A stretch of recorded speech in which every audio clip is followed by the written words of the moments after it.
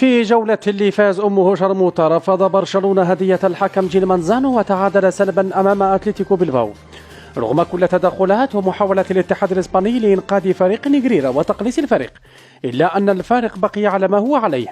بلباو خسر نقطتين كانتا في المتناول أمام فريق متهالك لم يستطع التسديد على مرماهم طيلة 90 دقيقة. كل الأندية تنتظر تعثر المتصدر حتى تقترب منه أكثر، إلا برشلونة ينتظر سقوط ريال مدريد كي يتعثر هو الآخر على راحته.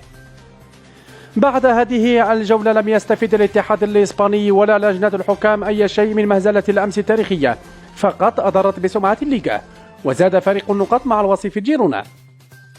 يتعثر ريال مدريد أمام إشبيليا، يظل الفريق 5 نقاط ويخسر من فالنسيا ونحن نفوز على بلباو ويصبح الفريق نقطتين، نفوز عليهم في الكلاسيكو ونأخذ الصدارة وبذلك تكون أحسن نهاية لأسوأ موسم في التاريخ.